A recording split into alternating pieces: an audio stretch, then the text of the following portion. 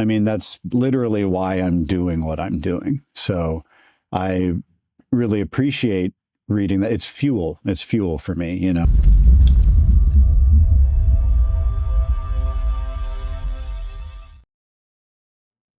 Welcome to the show, ALN of Mizmor.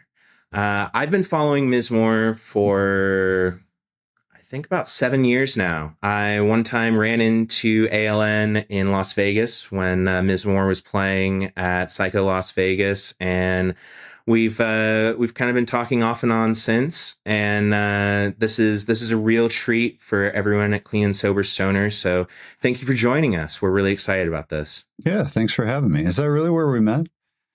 Yeah, we met in Vegas at Psycho, and I was talking to Andy Black, and he was like, "You should really talk to Liam or ALN." Apologies. It's all good. And so he just kind of brought me over, and that was when you were like, "You live in Phoenix?" And I was like, "Yeah." And you were like, "Do you have a place that we could stay?" And I was like, "Yeah, definitely." Awesome. So this is a real treat. So thank you so much. And we have a lot to cover, and we're really excited for this. Hell yeah. My pleasure, my dude. One of the things I wanted to do is when I think about your albums, I think of a very clear beginning.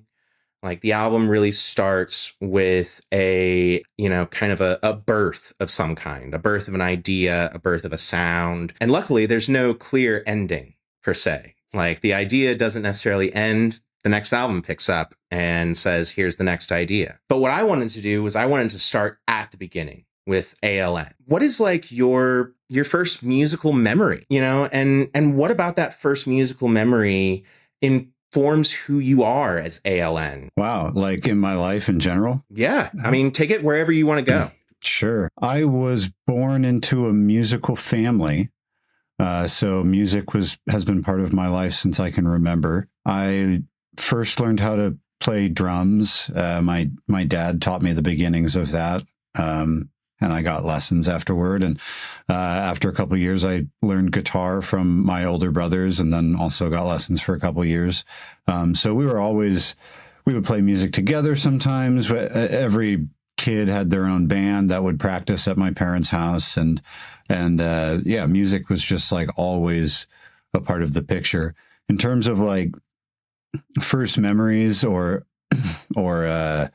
early bands in my deep in my childhood, like, I mean, you're familiar with Mizmor's story, probably a lot of the listeners are as well. So just kind of, you might see this coming, but like early music, like all I was allowed to listen to was Christian music.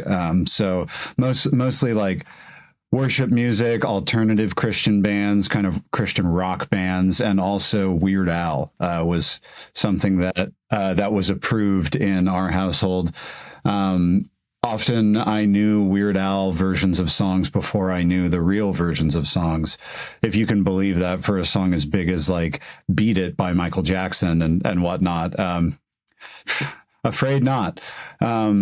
Yeah, actually, Weird Al was my first concert. He played at the Oregon State Fair when I was a little kid. I must have been 5 or 6, and I want to say that I remember it. I remember I have some sort of an impression of it, but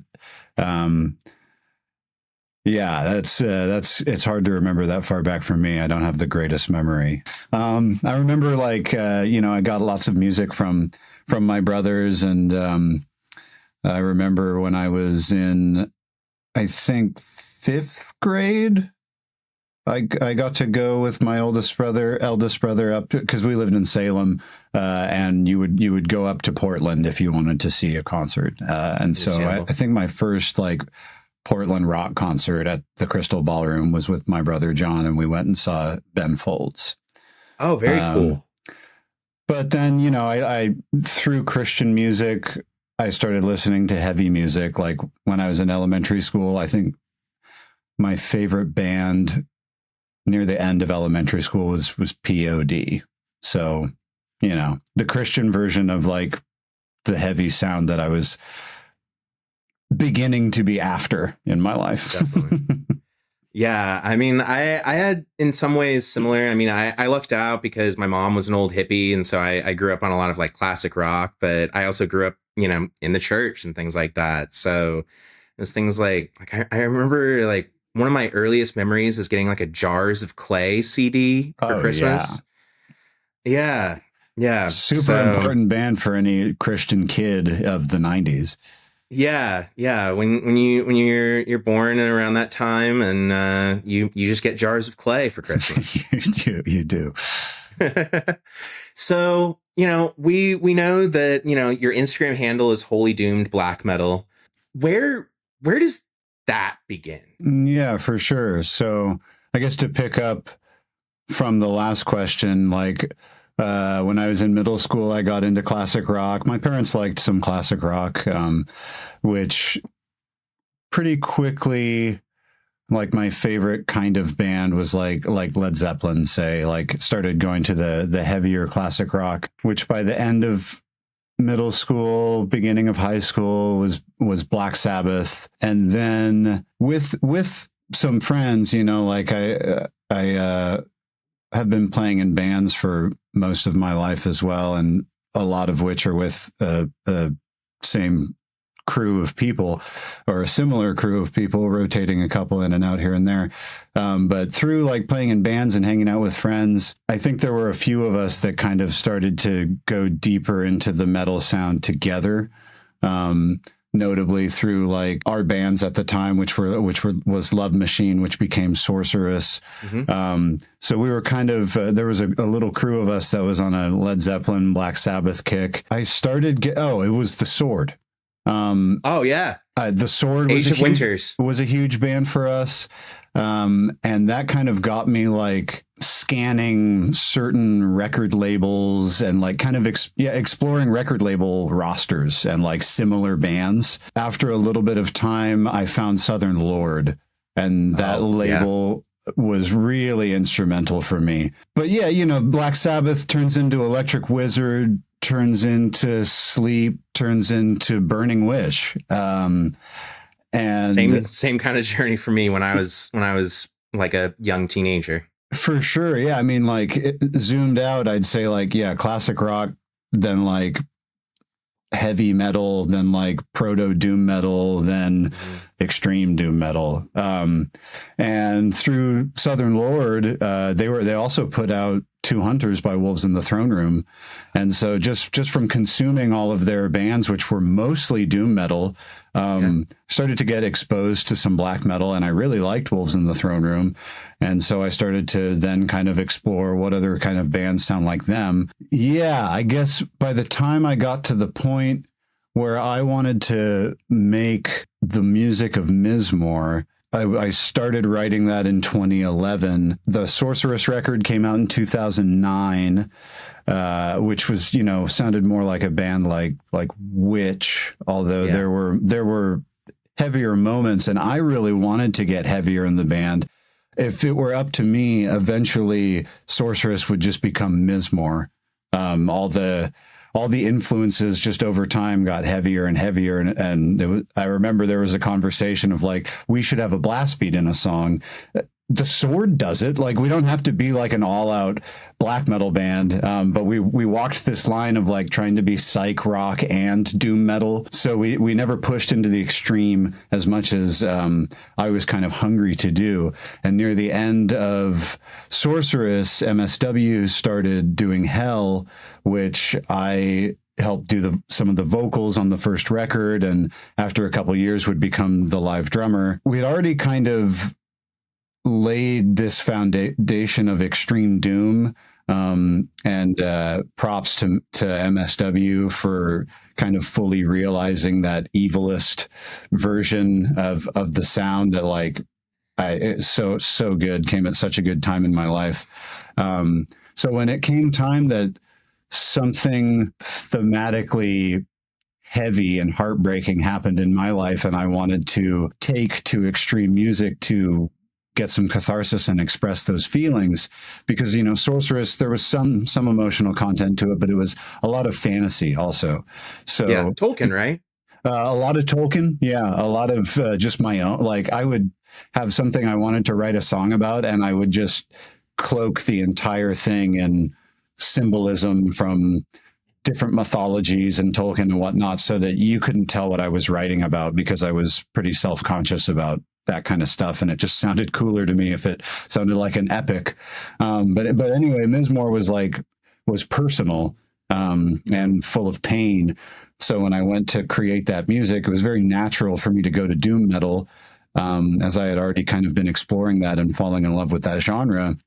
And by 2011, I was really into Wolves in the Throne Room and Drut, and even bands like Burzum and Emperor and Mayhem, just kind of, you know, finding black metal, black metal in Google, and like just listening to like, what is black metal, and getting into some of these bands before I knew anything unsavory about any of those bands I just listed.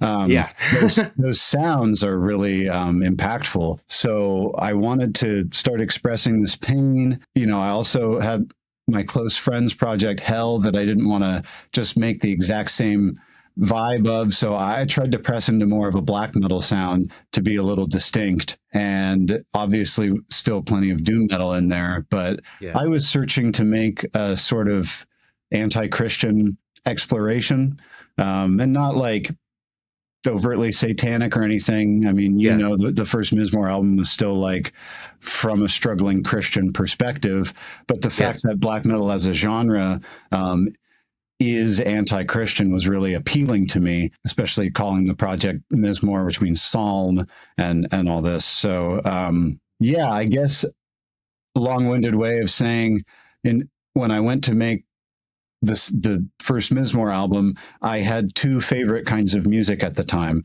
which was doom metal and black metal. And I think the thing that I found that they had in common that I really liked was sorrow and sadness, especially kind of dipping into some of the funeral doom sounds. So I wanted to make really melancholic music. Moving melodies have always been really important to me, and it shows. You know, yeah, sure.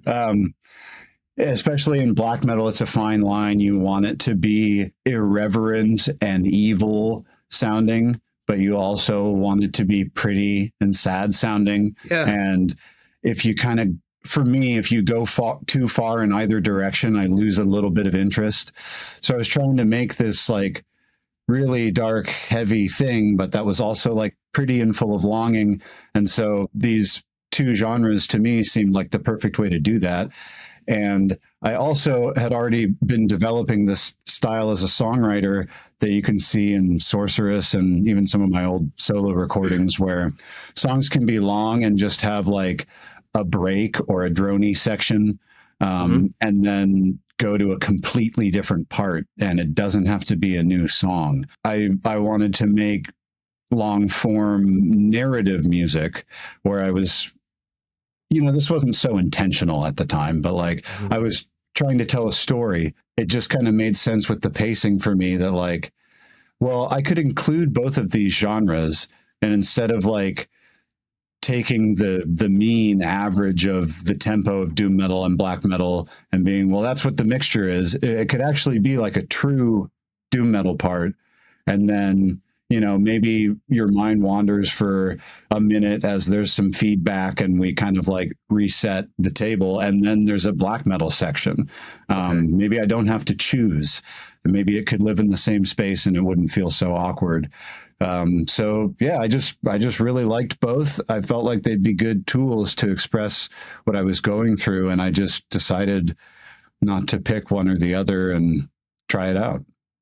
You mentioned tempo and beat and differentiation and things like that. How much of that do you think comes from the fact that you are like, if someone asked me like, what is ALN as a musician? I'd be like, I think at heart, he's kind of a percussionist. How much of that comes from the fact that, you know, you are a drummer and you've played drums in multiple bands, and, you know, like, for example, like, do you start with the drums when you're writing? Yeah. So I'm definitely a drummer, It's my first instrument. Rhythm is very intuitive to me. Always banging on stuff, and like that's just who I am. I learned how to play guitar so that I could write songs, I think. Mm-hmm. And I'm like proficient in guitar, but I don't think that I'm a great guitarist. I'm much more comfortable behind the drum set. So when I write for Mizmor, I do begin writing on guitar because, I mean, that's just where it starts for me, is like sitting with my instrument, getting the feels, and like making a melody. But drums is the first thing that I record. And, you know, I'll track like a scratch DI guitar so that I know what's happening in the headphones when I'm recording. I used to not do this, but this has evolved over time in my process. Then I tempo map the whole song. I guess that's the first thing I do. All of the little tempo variations, the fact that a drum fill will gradually slow down 3 BPM to get you into the next spot that's a slower tempo. All of that stuff that I do naturally, I've now learned how to set up the skeleton ahead of time to program my own metronome, lay down the scratch guitar, yada, yada, yada. The first real sounds that I record that make it onto the record are the drum kit. Is the drum kit. And that's because of just trial and error. And I think that recording guitars to the beat comes out better than trying to record the beat to the guitars. Spoken like a true producer. But, you know, then like I would just record in the early days, I would just do the drums and there would be no reference of subdivisions between the slow doom hits.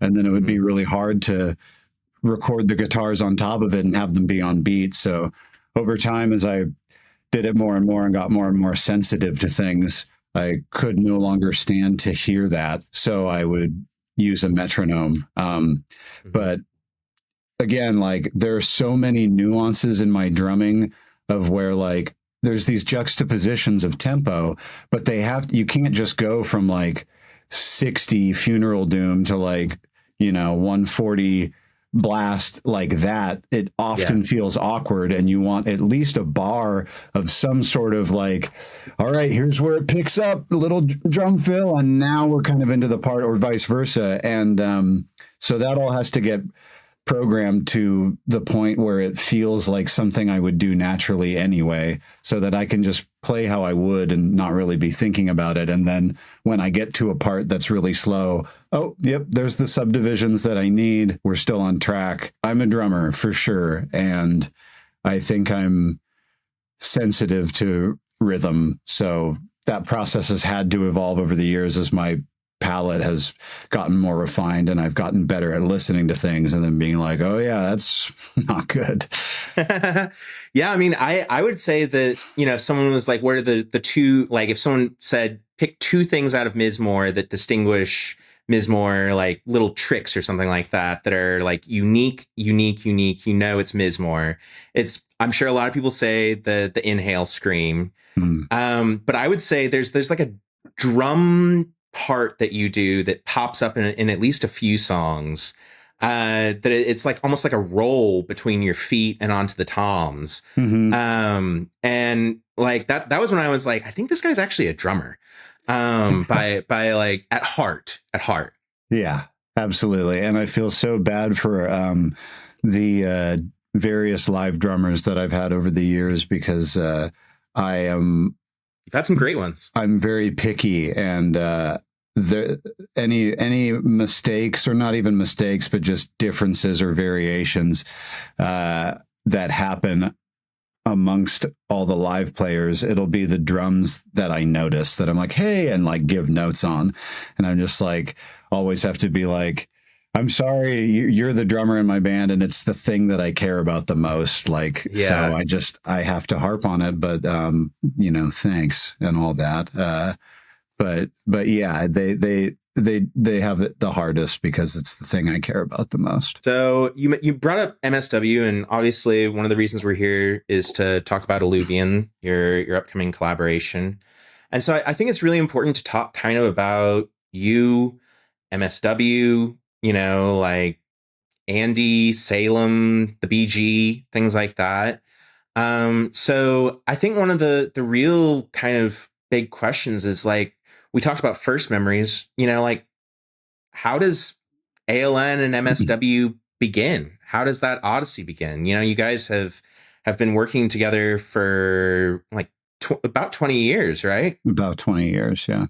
Yeah. So where does this Odyssey, like start, and how did it develop?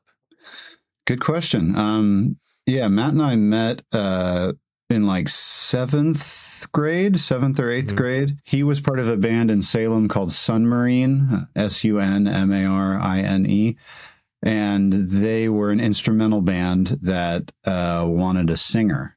So through a couple mutual friends, I got pinged to come audition for the band, to be like the front man, guitar and vocals, and ended up doing some keyboards too. But that's how I met Matt, was through music making. So, we have a great friendship, but it's always included music. And I think the beginnings, like in Sunmarine, are important too, because before I joined that band, it was a 3-piece guitar, bass, drums. Every once in a while there would be vocals, but it was mainly instrumental. And Matt was the only guitarist, or the lead guitarist. So he was kind of doing the top line in the band. And then they got a singer. So him and I were often doing leads at the, like, singing and doing a guitar solo at the same time, and figuring out how to work around each other, how to complement each other.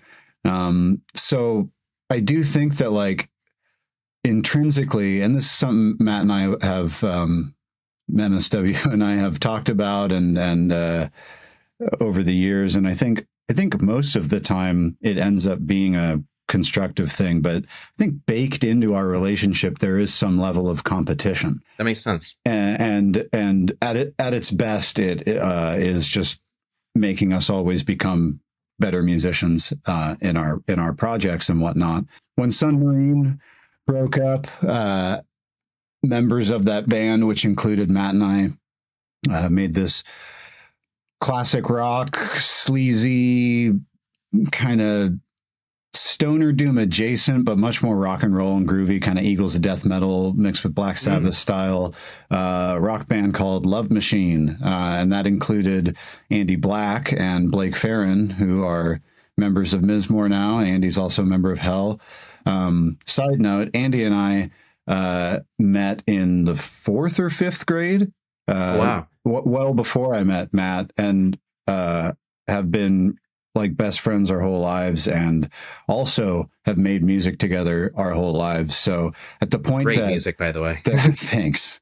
At the point that Sunmarine broke up, I was like, let me tap one of my musical friends and bring him in. Yeah, Love Machine, MSW and I were in that band, and then when we made one album, and the last song on that album was called Sorceress, was a more overtly stoner doom sound. The other parts of the record had, but when it came time to write new songs and think about a new record, we just I pushed the band to rebrand as Sorceress, and to be a stoner doom band, and not like a borderline silly sleazy classic rock band. Yeah, as Sorceress was falling apart, MSW started Hell. After a couple of years, I started Mizmor, and you know that story. But the beginnings, yeah, playing in like the local Salem music scene with MSW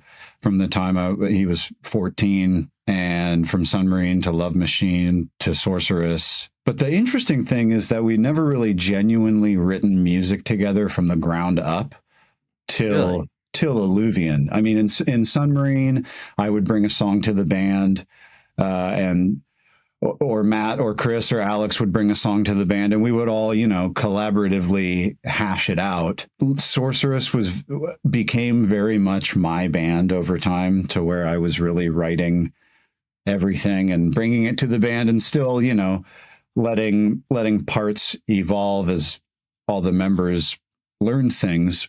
And then in Hell, I'm a session member. And then, after Mizmor started playing live, Matt was in that band. He's a session member. And, we did that split together. We swapped vocals on each other's songs, session members, The most sought after record in Black and Doom.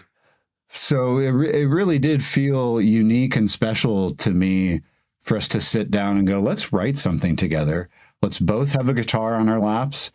And right now there's nothing. And at the end of this, there will be something, and we will do it all together. Like, we've never really done that. So that was really, really cool and different, and a long time coming. Having heard the full album, An Alluvion, like, you can hear so much of it's a brain meld, like I hear Hell, and I hear Mizmor, but I hear something that's uniquely, Alluvion. And that to me is so fascinating, in terms of having been a longtime listener of both projects, to see that glorious combination work effectively. Well, thanks. That's awesome. That's the hope, when you make collaborations, is, each party is probably trying to make sure that their personality is represented. Could this be a Mizmor release? Does this feel like Mizmor? Does this feel like Hell? But then you also probably want moments on your record that sound like both, and definitely moments on the record that sound like something completely new. And probably everywhere in between, but it's always exciting if you can achieve making something that sounds kind of not like either band in certain moments, like its own thing. Yeah. I'm always too close to be able to see if we've achieved that. So I'm glad that you think that.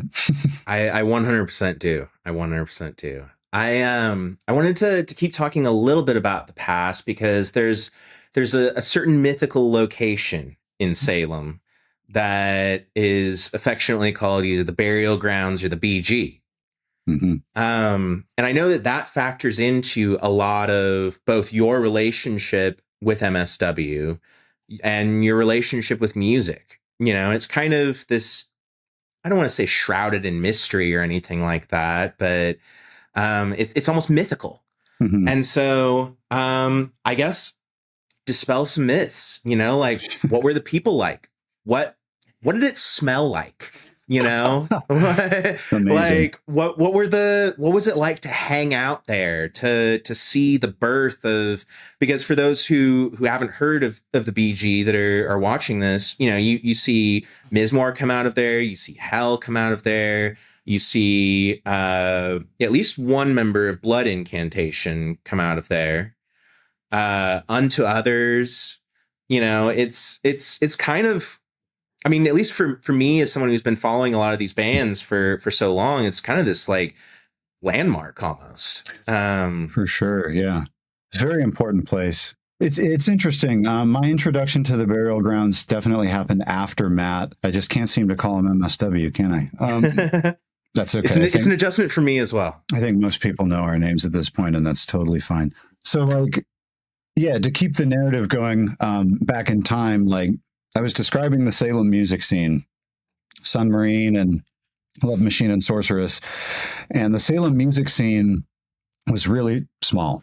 It happened in downtown Salem. There was usually maybe 2 places to play at a time, and a small pool of bands that would play, if not every weekend, every month. We all knew each other really well. The lineups were mostly, the same recycled thing, month in and month out, because Salem's a pretty small, conservative, religious place. So there was a moment when, there was enough alts that wanted to make music that there was this music scene for a while. I don't really know if it's happening anymore, but I'm also kind of out of touch at this point. But the Salem music scene, from my perspective, did not include the Burial Grounds. The Burial Grounds was its own weird underground subculture, and that at first I was on the outside of. So, in 2008, 2009, Sorceress was a band. That was probably the moment at which I thought, I'm making metal at this point. It was a slow path of heavy evolution, but Sorceress was a metal band, and I definitely never felt like any acknowledgement from the BG folks. Like, Sorceress was not a cool band. We weren't like an evil, dark band. We played at the place where local Salem bands played. And anyway, over time, Matt started hanging out with those dudes, started being exposed to more underground music that they were listening to, and started going through heavy things in his life, and made Hell One, which I do vocals on half the songs, and brought it over to the BG and was like, hey guys, is this doom metal? And they were like, whoa, yes, it is.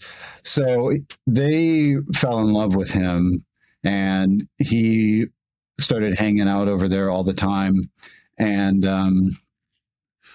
you kind of had to like be invited there, from my perspective. It felt elite, and I knew a handful of the guys there because Salem's really small, and like, I had an older brother, and my friends had older brothers, and the Burial Grounds for me were like part of the older brother friend crew that like picked on me and thought that I was a dumb little brother friend crew. There's specifically, like, I had this best friend. He had an older brother. We would all hang out at their house because they had cool parents.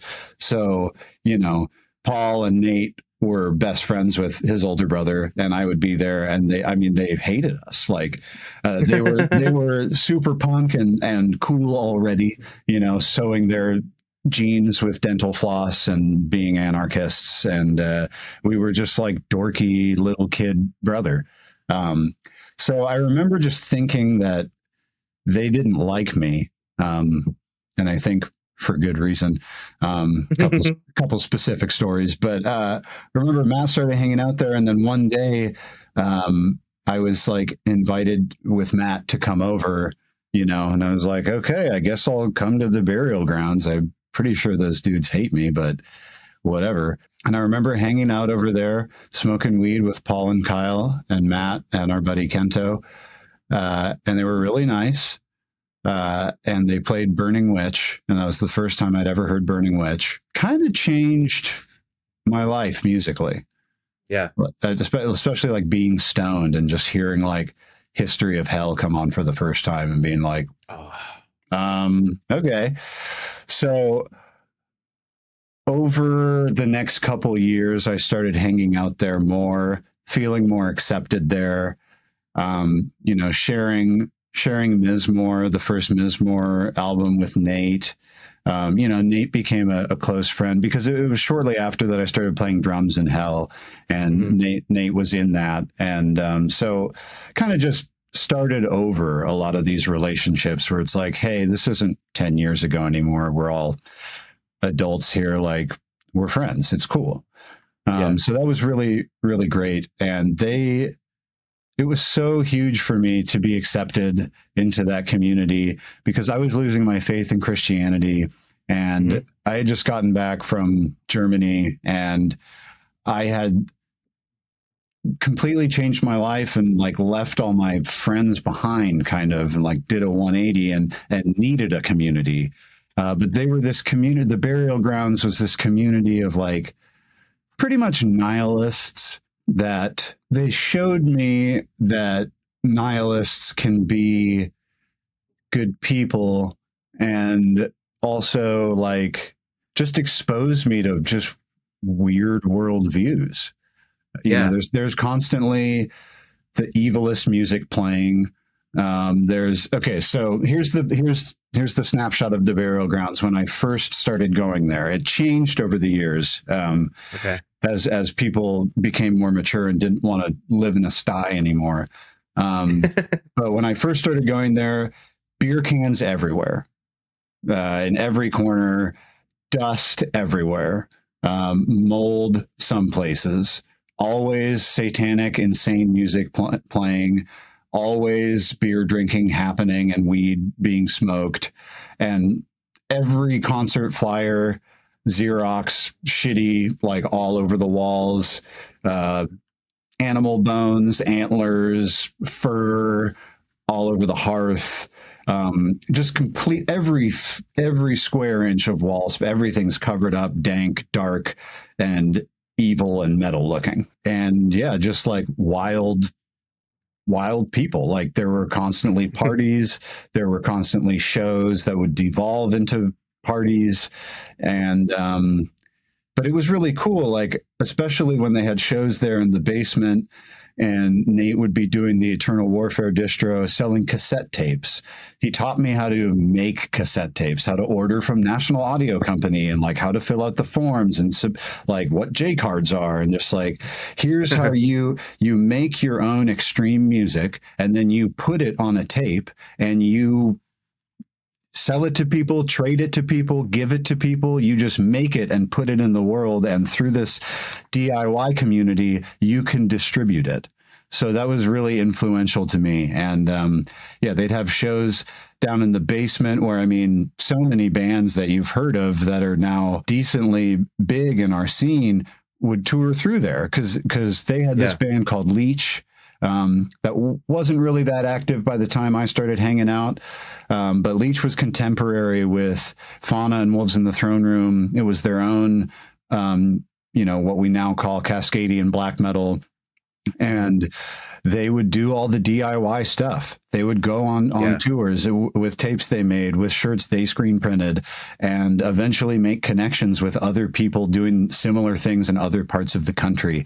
And then when those bands would want to go on tour, like Thou, for example, because Thou and Leech did a split together on Gilead Media a long time ago, Thou will come play at the burial grounds. Amarok will come play at the burial grounds. It became this thing like for really extreme bands that you might even play Salem and not play Portland. It just depended on the scene at the time, and how underground things really felt. That house and those people, especially Nate, Paul, and Kyle, and of course Matt and Andy and all these people from other different pockets of my life, really influenced me on how to channel depression and pain through music effectively, and to do it DIY, release music, play concerts, all that stuff within this like-minded community.